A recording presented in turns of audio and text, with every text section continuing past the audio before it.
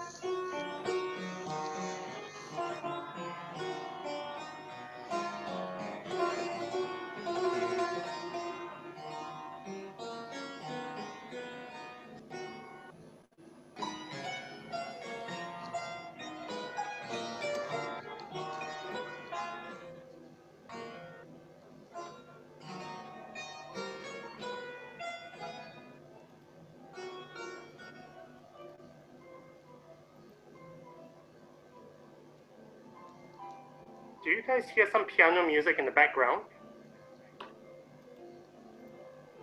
think somebody's mic is picking that up. Is it? Mine is muted. Let me check. Okay, yeah. I hear some piano practicing in the back. I hear all kinds of things. But anyway, the people who have the Oxford compilation of Lent music will find this arrangement with pedals. But the original is, of course, just for keyboard. The version you've heard is taken at a very leisurely pace. Highly expressive, of course, but on the organ, you might want to move it along a little bit more. This is a quintessential Lent piece, 40 days and 40 nights. Very expressive, lots of nice chromatic movements to convey the spirit of Lent. And today we also try something different. We will be covering more tunes with fewer examples. So we move on.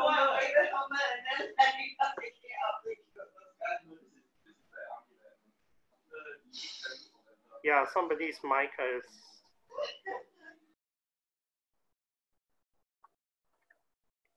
Next.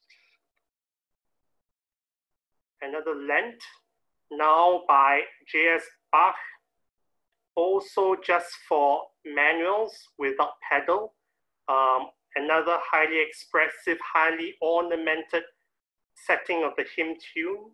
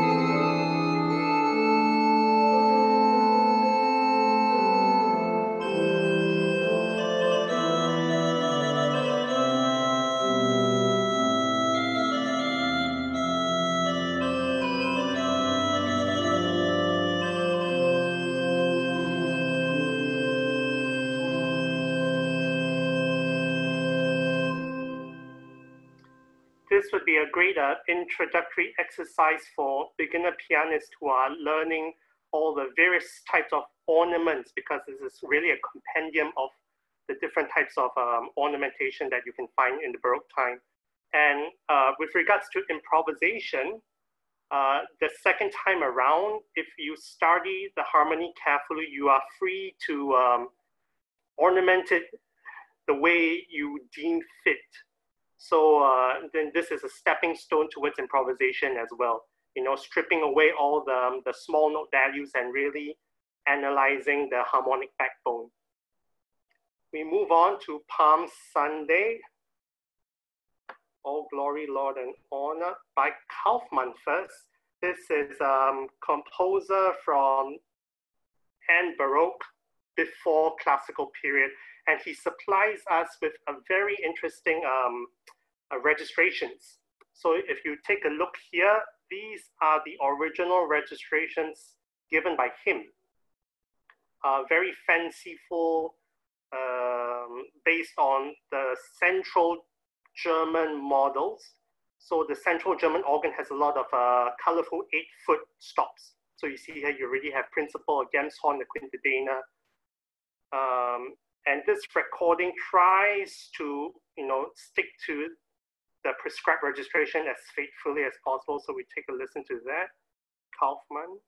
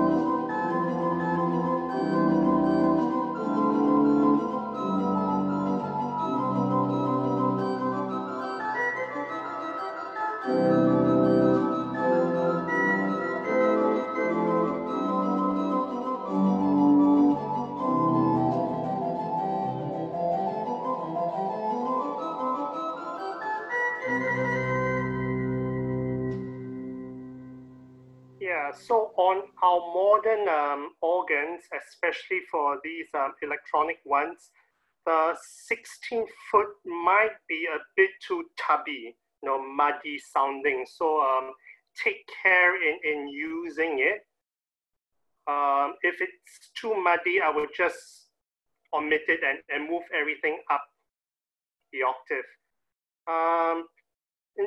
This is great for beginner pianists, who are learning their scales and to manage two voices in one hand. So if you take a look at the right, the ones with the red circle, that is the hymn tune itself. And when I say experiment with articulation and agogics, so we will lean a little bit on these main notes, the one that's circled in red, so as to bring it out to the listener by stretching the tempo a little bit, giving them a little bit more attention, so their ears are directed to the hymn tune.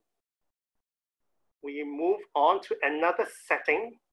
This is by a modern Swiss composer.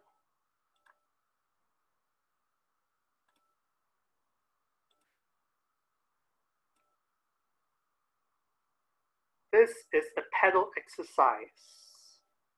So it's, see, it's loading.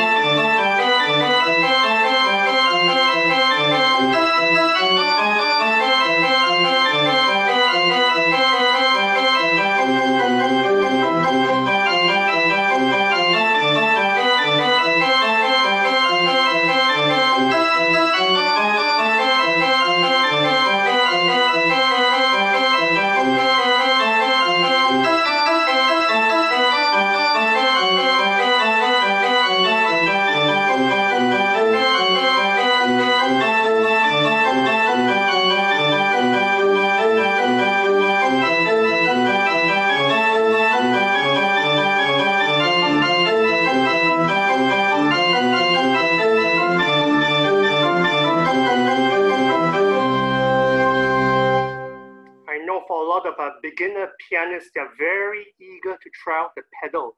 So instead of just, supplying them with purely manual pieces, I sometimes like to give pedal exercises. And I think this tune, this composition is a great, reworking of that with the tune in mind. So for those who just want to present something pedal, to showcase their progress on the pedals, this would be a great exercise.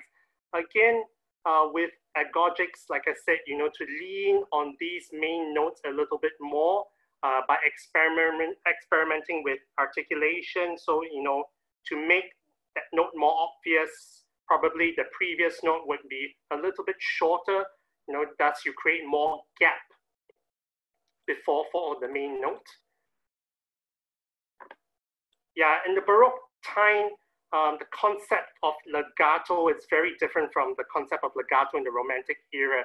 They have this thing called normal touch, default touch, which is a very open, articulated touch. Not everything is over legato. And the concept of over legato on the organ really comes in with the teachings of Marcel Dupré. So that's even later than César Franck. So Dupré codified this school of French organ playing where everything is uber legato. But actually before that, everybody, played with a rather articulate touch. Even Romantic composers like Mendelssohn, Brahms, Liszt. So this issue of legato versus non-legato, I would say listen to a lot of good recordings and try to imitate them. Then we move on to Holy Week now. Again, quintessential Holy Week, the Passion Chorale, O Sacred Head, Sore Wounded. This is a setting by Pachelbel. Partita set. So you have a 7 hymn tune with 7 variations. So you are free to pick and choose and to modify the duration of your prelude or postlude as you deem fit. So let's listen to Pachelbel. Okay.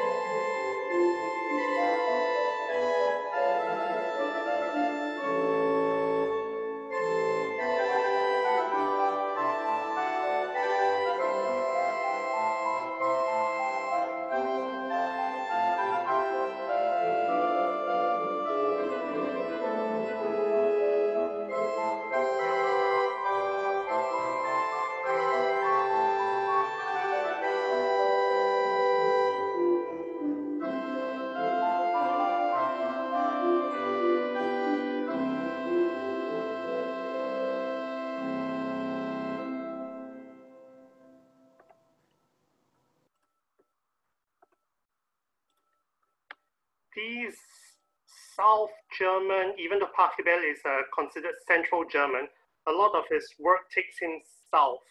And with this South German style, they like to set the hymns very simply with the melody, most of the time in the top voice. This differs a bit from the North German style where you have very florid and extravagant settings, choral fantasies where the hymn tune gets broken up and gets hidden in the inner voices. So I think for Pachelbel, it would be very accessible for your congregation because the hymn tune is clearly stated at the top. And you've heard The performer freely ornamented the repeat again. This is, of course, a very stylistic thing to do now as we read more on historically informed practices. As long as you know the harmony, the backbone, what are the main notes, you're free to ornament it. Registration-wise, the performer has decided to play it on 2 manuals. So the left hand has the function of a continuo. For those who are not familiar with music history, continuo is basically the core group, the backbone of every Baroque orchestra. And usually it comprises of a bass instrument, either a bassoon or a cello, coupled with a harmony instrument, which is the harpsichord or the organ. So the left hand, is driving the piece, with this perpetual quaver motion, while the right hand carries the tune. So you are free to play it on 1 manual, but of course there is the possibility to do it on 2 separate manuals if you have more time, exploring the resources of your organ. This is to keep practicing fun. Another hymn tune. This is not so common, but another very beautiful hymn tune for Holy Week.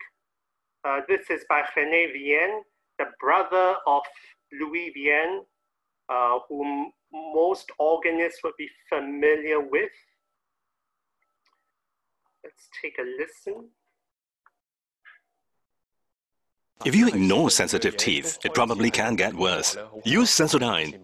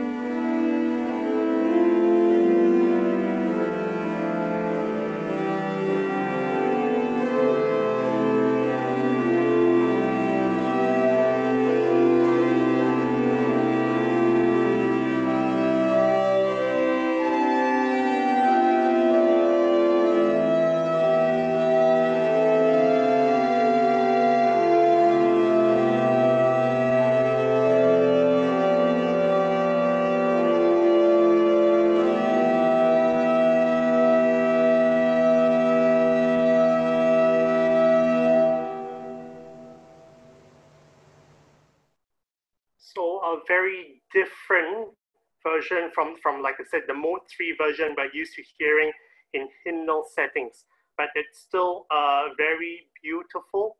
Great for people who are learning about legato on the organ. It's a very different concept on the organ from the piano. So to make everything meld into the next phrase, this continuous unbroken line melody.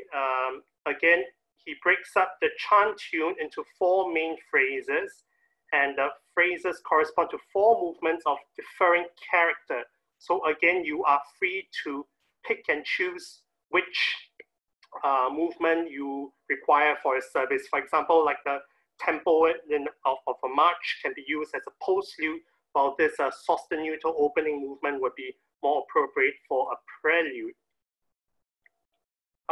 Incidentally, Dupré had a falling out with Louis Vienne, the brother, because Dupré went to America and he was telling people he was the titular organist, and he was helping to raise funds, so that rubbed Vienne in the wrong way. And this was drama in the French Romantic scene at that time. Again, this is for harmonium as well. So you see the registration here, 1 and 2, 1 and 2. It's uniform for both the hands. So that means there is no issue of divided keyboard. You can just play everything on one manual. Moving on, any questions, just feel free to type it out in chat. Rockingham Old, another favorite for Holy Week. This is a recent discovery for me, and it's becoming a favorite of mine. This can be found in the Parish Organist book, edited by Eric Goldschmidt, Concordia Publishing House. So for this, I will not have the score. We will just be listening to the music and reading analysis or guide the piece.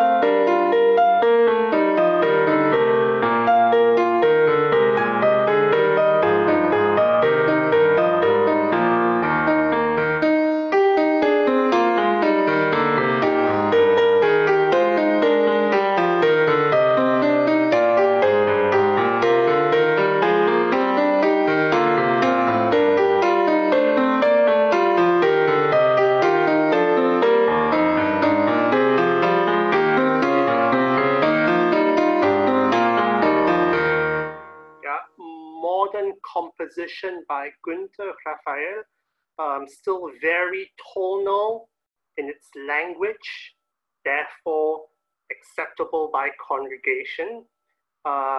Two verses, two very different settings. In the first, he has the indication to play the melody, which is in the left hand, on the grate, while the right hand is played on swell flutes. So you just have this halo-like figure on top of the melody. And then in the second verse, he brings the hymn tune, he sets the hymn tune in the soprano. So you have two very differing settings, but very lovely composition. Difficulty in playing would be, like I said, maintaining legato in the first verse for the left hand, because some of the intervals can be a bit big. So that would be tricky for the beginner pianist, organist, who are still exploring concept of legato. Next, we have another famous Easter tune. We enter Easter now. Any questions? This is Eddie asking about basic color.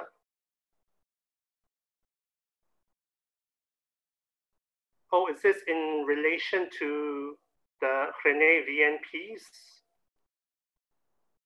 I think I'll leave Dr. Lin to answer that. Again, newer music. The publisher collection that's taken from is here, bottom of the slide.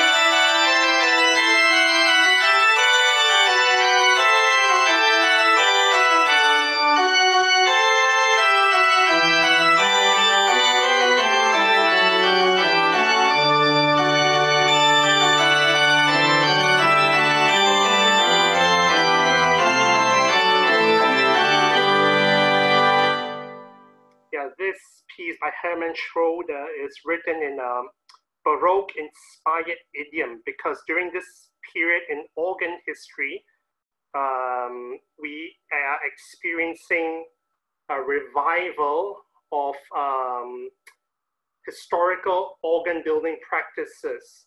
So this was the Neo-Baroque period where people tried to reinterpret as to how people built organs back then.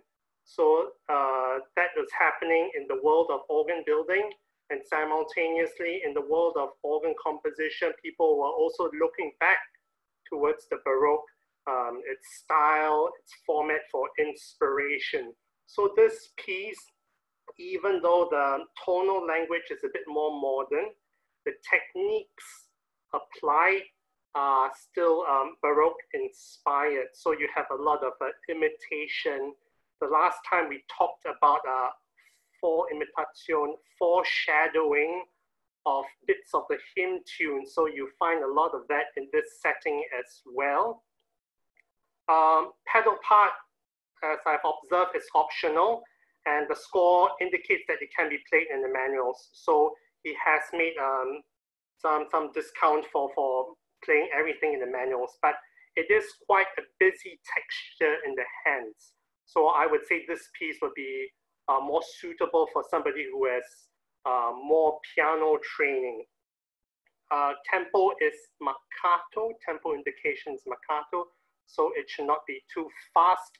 If not, we lose the intent of this piece. Moving on.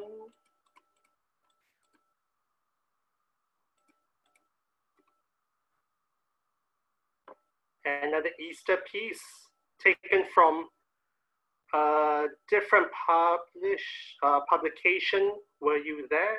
By Wayne Kerr.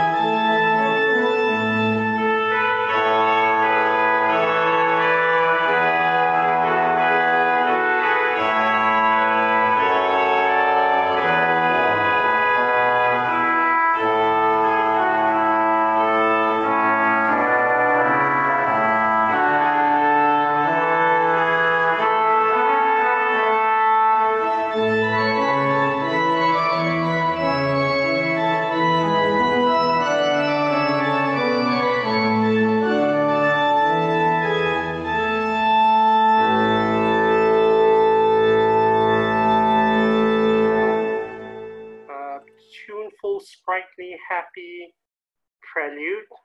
This would be more tonal than the previous one. Very American in style, I think. It's very functional.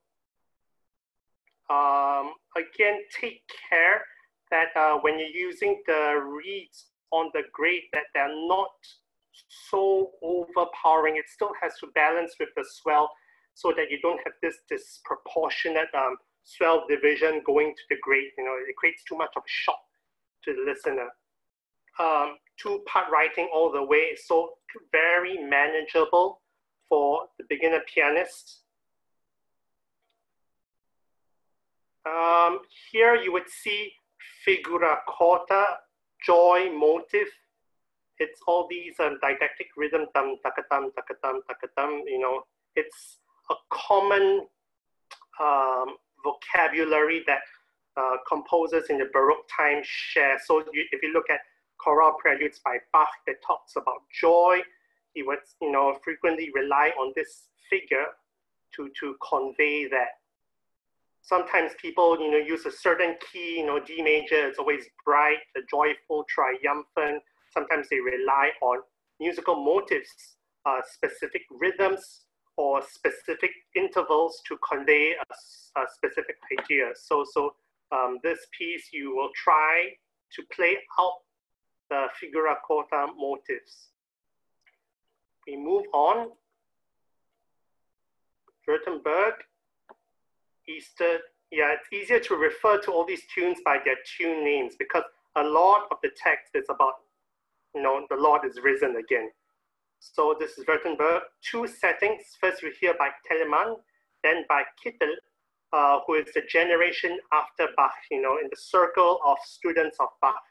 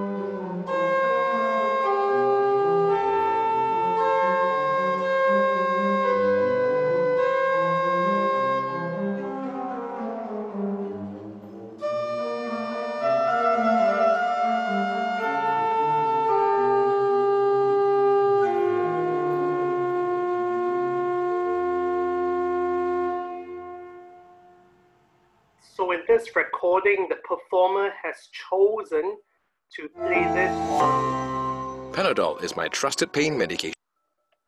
Chosen to play this on a principle that can be done, but I prefer a more complex and festive sound for this Easter tune. So you could beef it up, like I said here, left hand with continual 16/8/4, and then right hand a more pronounced solo. Because my problem when hearing this recording is that sometimes I lose the left hand when it goes down low, like below G. That could be, due to the recording, or that could be due to the construction, the nature of organ pipes when it gets low. So having using reeds on the organ will help to bring out the sound a little bit more, because reeds have more definition. And for simple textures like these, 2-part writing, you can afford to use more complex sounds. So my guideline would be, easy texture, complex sounds, complex texture, easy sounds. But that's just for me. So this is by Telemann, very clear setting of the hymn. We heard this is the Pizzinium from the 2 settings. He has a Fugetta that precedes this Pizzinium setting. Now we will listen to Kittel.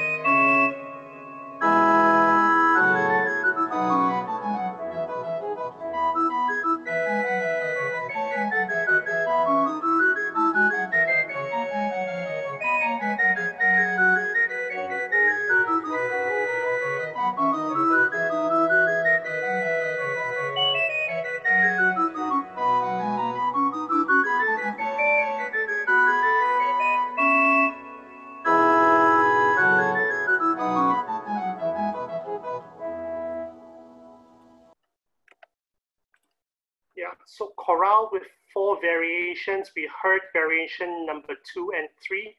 The other movements have pedal in them. So that's why it's only these 2 that's applicable to us. As you can hear, it's a very different character. In variation 3, we have this lovely Gigue style piece. I would say this piece would be more suitable for the advanced pianist because of the dexterity that's involved and a lot of passing between the hands and maintaining that sense of line. With the variation 3, you can add a little bit more color. This recording has chosen to do it on flutes, which gives it this a very sprightly quality. But if you were doing as principals, you know, adding the quint 2 and 2/3 gives this extra edge. And then of course, aim for crisp articulation. So not just this muddy legato that you obfuscate all the nice details that's written into the piece. This is Kittel in the style of Bach. You know, these are all students of Bach in the generation after him. So we haven't really entered the classical period yet.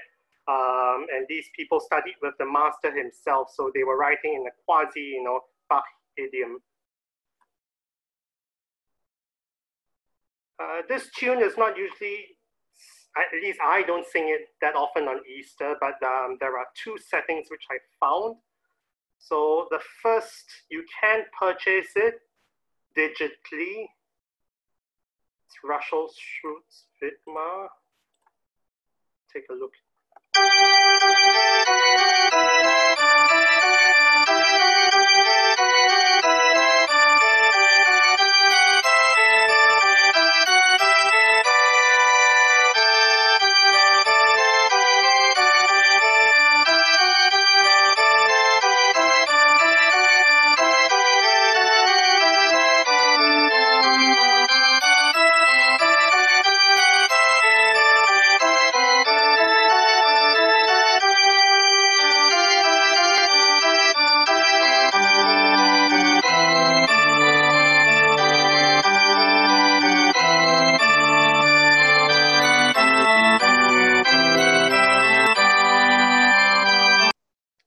Unfortunately, this is all that the publisher has uploaded. So yeah, the other problem with all these new music, it's difficult to source for recordings as well. So if you as a learner rely more on listening to recordings and learning by ear, this would be another point to consider, that a lot of this new music you will not find a reference recording for. 2 pages, very straightforward setting as well. First verse, he asked us to play it on the trumpet 8. So I would say this is just a trumpet on the great. You know, some people have 4 manual organ and on the 4th is a solo division. I don't think that we should touch solo trumpets for this piece. Because eventually it has to, you know, be played with the 2nd manual. So maybe a great trumpet, you beef it up with flutes. And then 2nd verse is melody and accompaniment. This is where we see here, you know, this section here, this is the beginning of the 2nd verse. Melody is soloed out, still on the trumpet. The 3rd verse, on the next 2 pages, has more hymn-like writing, so not a complex texture. Everything is doable. All 4 voices sit very comfortably under the hands, and I say it makes for easily listening. The melody is always prominent, harmonies are pleasing, and rhythm is not complex. So for the beginner who is learning new music, this is an important point to take note of. Then we hear Bernard Reichel, again taken from the collection Parish Organist, published by Concordia.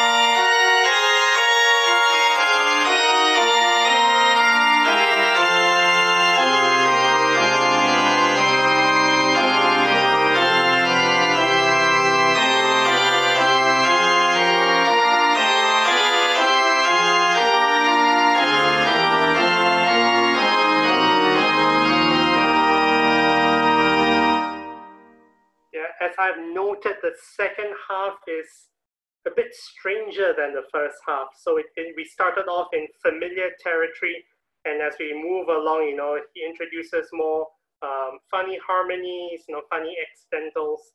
So if you're learning the piece, do take care, because there are quite a lot of accidentals and key changes in the second half. So make sure your ears and eyes are open. Still would be tolerable, acceptable by the congregation, because you have this tuneful first part that sort of balances out the strangeness of the second. The score requires you to play pedals, but the pedals actually sit very high. So your feet all the time would be, around middle C or higher than that. So it can be easily played in the manuals. No stretches wider than the octave, so it's doable. And just, in the second part, really take care of the key that you are playing around, because it's not so easy to analyze even. It's a very free tonal language. So you might rely on your ears sometimes, but just be careful when reading. Easter hymn again. This first selection can be found on IMSLP. So.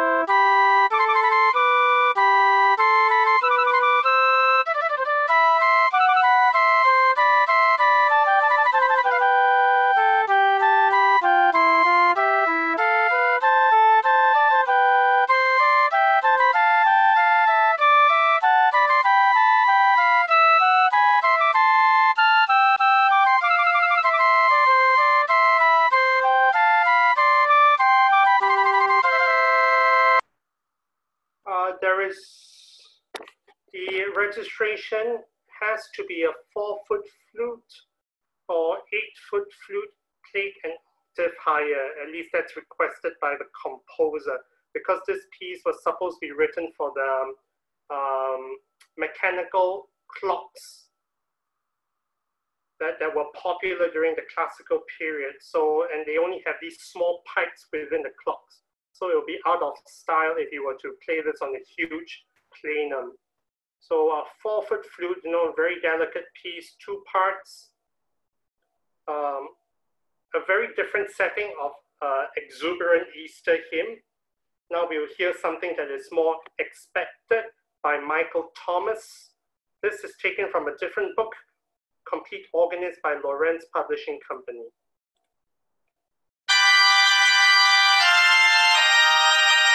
Introduction.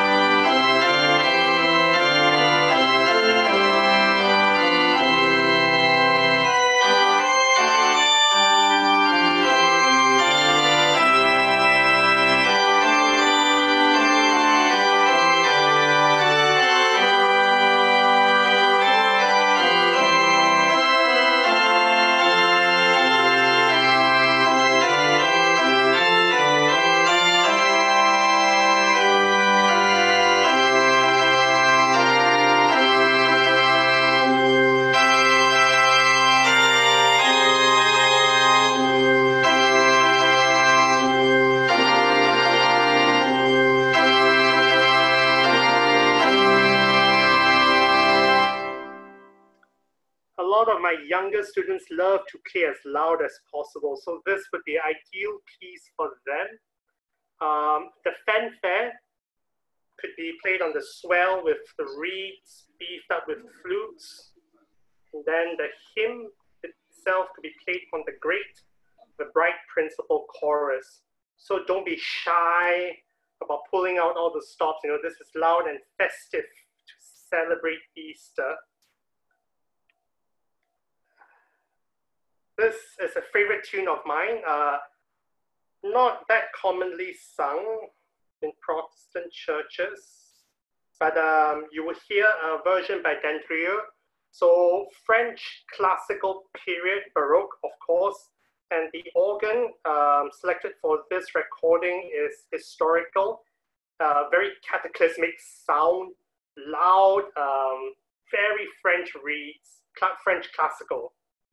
So let's take a listen, Dendrieux.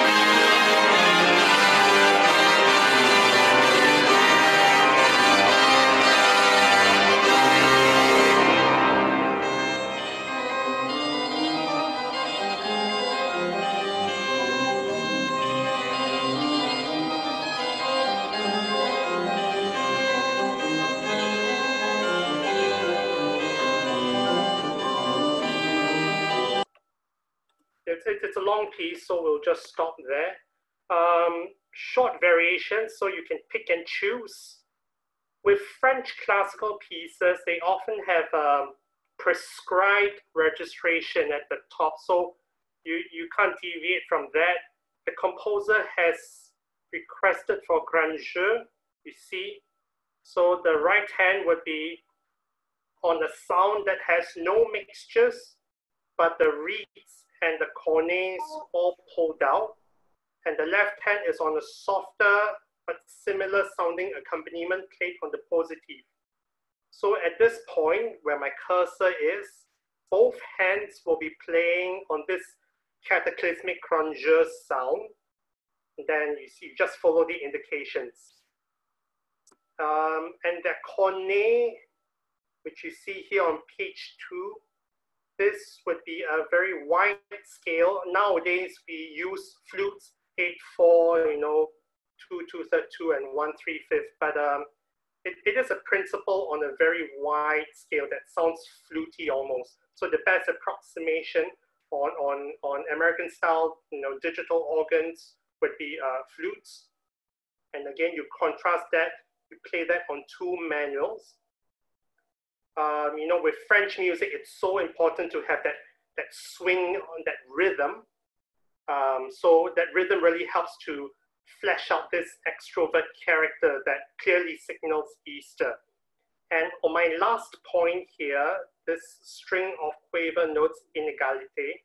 So you look on the second page, generally for fast music written in this specific time signature, you realize that the performer has played these sort of in a lilting triplet fashion and not as strict quavers.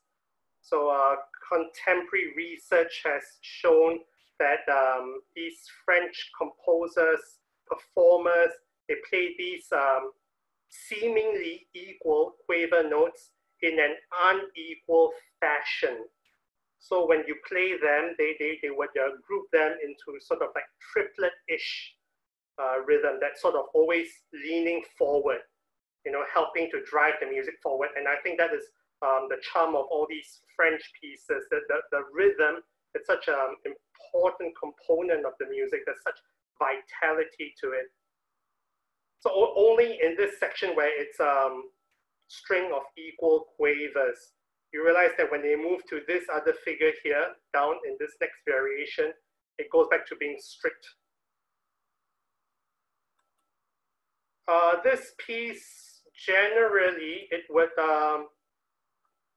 not be pedals. So as Elaine has asked, this is all played in the hands. But then the sound of these French organs, they sometimes have 16 foots on the main manual. These French organs, French classical organs, are not like the German organs. You know, German are known for their mastery of the pedal board. The French, Italian Baroque organs have very rudimentary pedal boards, you know, sometimes smaller than an octave even. So it's not meant for complex pedal playing, but a lot of the playing happens just in the manuals, and they have a lot of sound on the manuals, as you can hear. So this piece would be just 4 manuals alone. We move on to, finally, Pentecost. Again, quintessential hymn, setting by Pachelbel.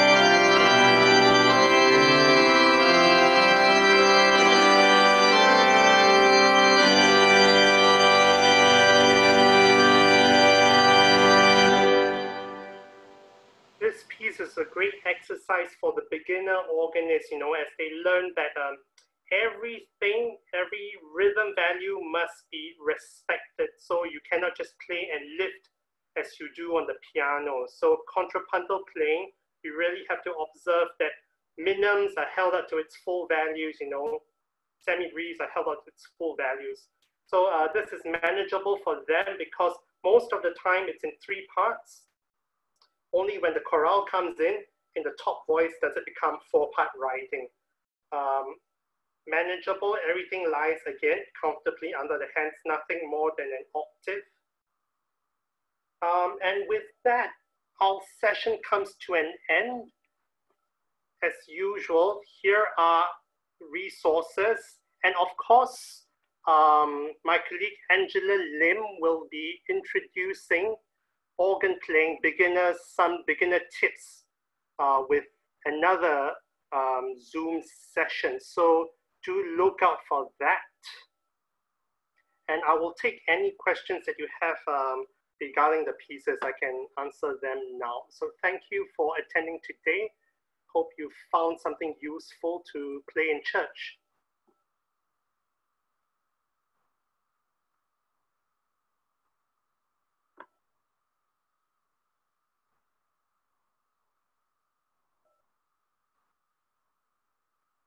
Oh, in reply to Eddie, the organ used for that René Vienne recording, I believe it's a Cavaillé from Notre Dame de la Croix in Paris. So it's the Grand Orgue.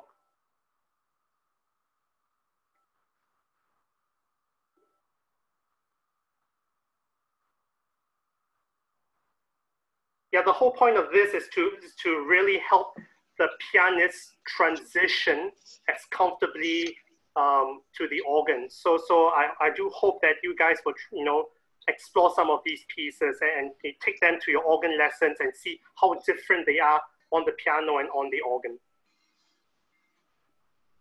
Isaac. Yeah. Hi, Esther. Yeah. Michael Thomas, is that just sheet music or is that part of or who's a publisher? That's taken from a book. Michael Thomas, yeah, it's taken from this, The Complete Organist, Accessible Service Music for the Church here by Lorenz Publishing Company. Oh, Lorenz, okay. Yeah. Thanks. So it's a whole series, yeah. Sorry, is this new? I mean, is this new? Michael Thomas is which era? Is this century? Oh, no, this is a modern, contemporary American, right? American composer. Yeah, it sounds very American, so quite modern. Yeah. So you with have, all the fanfares in a different. Yeah, Angela would like to say something about her Zoom. So for those who are still here, yeah, just Angela could just take over now. Hi. Okay. Hi. So my Zoom session, it will be more for beginner organists or pianists who are transiting to the organ. Basically, it will give you insight of basic organ techniques and orientation on the organ, and also a bit of the registration. Yeah. Yeah, that's all. Back to you, Isaac. Thank you. Thank you.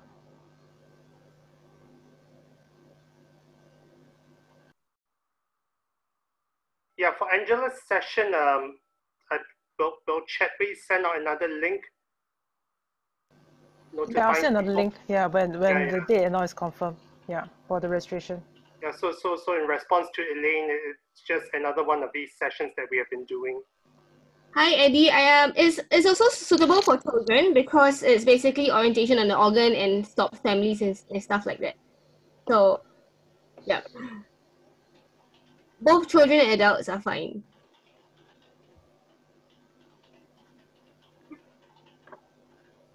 So any more questions, feel free to ask away.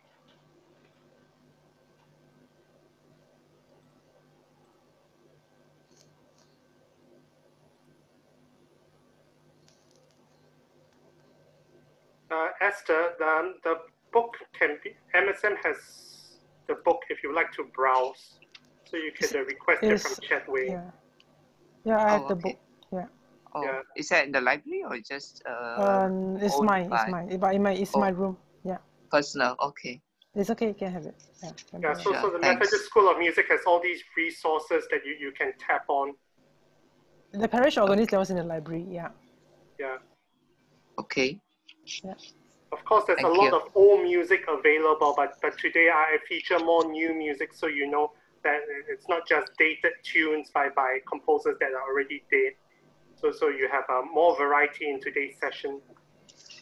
Mm. But of course, you will have to buy all this new music. So that's something to consider as well. Today's music are quite a lot of that are manual rather than manual and pedal, right? Yeah, this point, these sessions are all just manual heavy pieces. Very rarely do I include the pedals because it's geared towards beginner organists. Okay.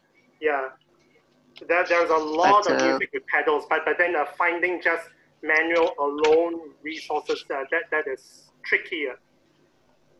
sure. Yeah. Yeah, it does sound quite challenging also. So unless you have dexterity in your fingers. Yeah, that is the misconception that manual pieces are always easier. I can tell you that is not the case. You know, manual pieces can be equally as challenging if you were to play it well. So all these pieces, if you were to learn them, I would advise that you invest the same amount of time and effort, and not just sight read it through as you were a piano piece.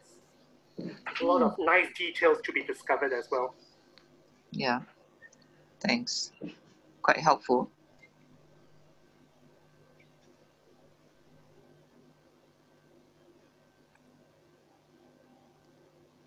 So you're free to leave if you don't have any more questions, but I'll just be staying back to answer any more.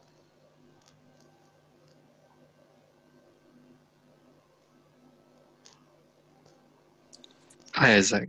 This is Brian.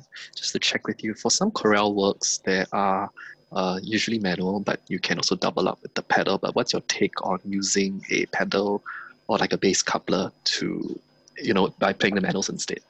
Yeah, that is more difficult than I would think it's more difficult because the technology is made in such a way that as long as it senses that whatever finger you're holding on is the lowest voice, that becomes the 16-foot pedal sound. So if you're not careful with your lifts, do you know what I mean? The tenor voice could easily suddenly be sounding on the pedal division sound. All right, understand. Thank you so much. Yeah, so it's not so straightforward that I couple, the pedal sound up into the hands, because sometimes if your articulation is not careful, it does hop about. And that is the same with solo to bringing out the soprano line on some organs. They have the features of melody coupler. Sure, thanks.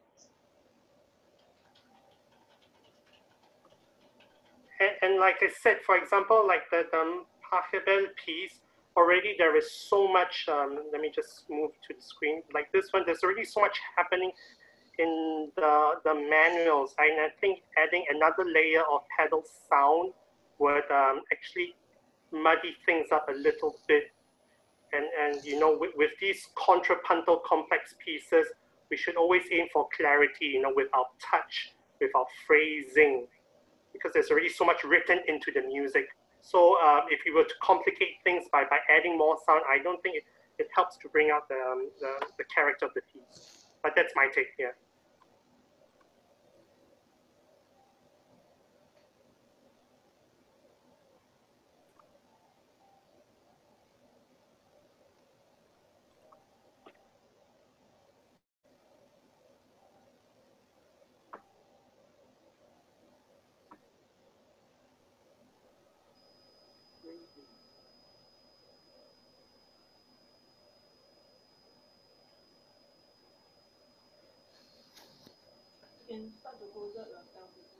Okay.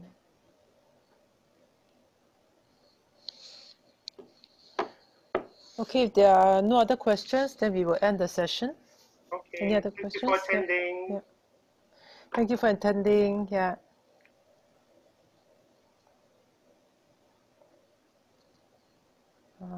Yeah, how do I end? I end, ah? And Okay. Ah.